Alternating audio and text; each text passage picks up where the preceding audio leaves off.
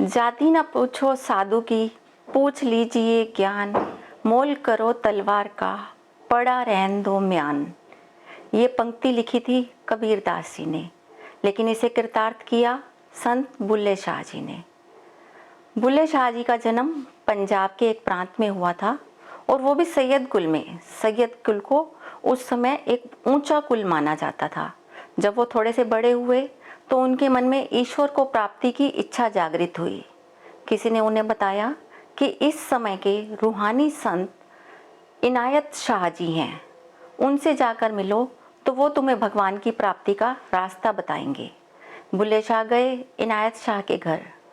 तो इनायत शाह क्या कर रहे थे? वो सब्जी की पौध लगा रहे थे। प्याज के पौधों को एक तरफ से निकालकर दूसरी तरफ लगा रहे थे।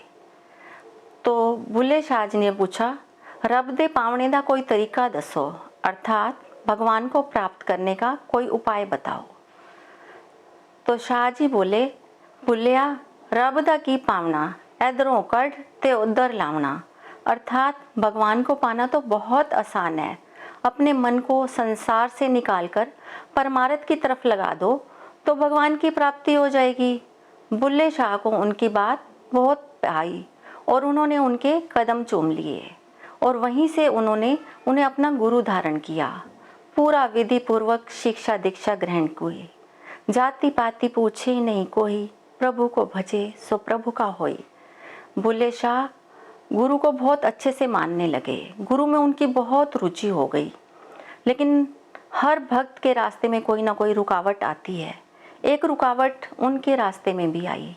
परिवार वाले ये कहने लगे कि हम इतने ऊंचे कुल से संबंधित हैं और तुम एक सब्जी बेचने वाले को अपना गुरु मानते हो, तुम्हें इस गुरु को छोड़ना होगा।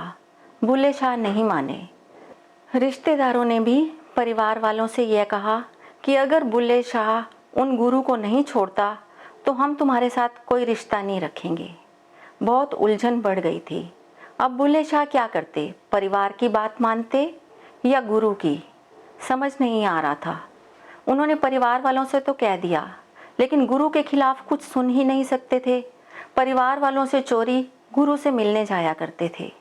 एक दिन सुबह अच्छे स्वच्छ रेशमी वस्त्र पहनकर तैयार हुए और गुरु से मिलने जा रहे थे, लेकिन मन तो बहुत बड़ी उलझन में था कि क्या किया जाए, समझ नहीं आ रहा था।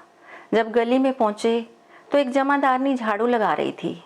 जमादारनी ने देखा कि इनके कपड़े खराब ना हो जाएं, तो उसने कहा, साहब एक तरफ हो जाओ। ये बातें भी उनके दिमाग में बिजली की तरह से कौंध गई। अर्थात एक तरफ हो जाऊं, या तो गुरु का हो जाऊं या परिवार का। जबकि जमादारनी का तो ये कहने का कोई मतलब ही नहीं था। लेकिन वो सोचने लग गए, इसने तो मेरी आंखें खोल दी, इसने तो मेरा सही रास्ता सुझा दिया मुझे। लेकिन अब मुझे सोचना है कि मैंने क्या करना है। अगर परिवार को मानता हूँ तो दरबार छूटता है, परमार्थ छूटता है। अगर परमार्थ को मानता हूँ तो संसार छूटता है। तो मुझे क्या करना चाहिए? थोड़ी देर सोच में पड़ गए। फिर वो सोचने लगे, जो जीवन के लिए अच्छा है मुझे वही करना चाहिए। परमार्थ को पाने के लिए ऐसे कई जीवन कुर्बान।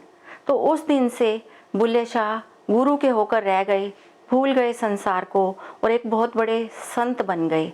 आज हम उनको संत बुल्ले शाह के नाम से याद करते हैं। कबीरदास जी ने कहा है, कबीरा मन तो एक है चाहे जिधर लगाए, या तो गुरु की भक्ति कर या तो विषय कमाए। अगर इस मन को लगाना ही है तो किसी अच्छी वस्तु से क्यों ना लगाया जाए। धन्यवाद।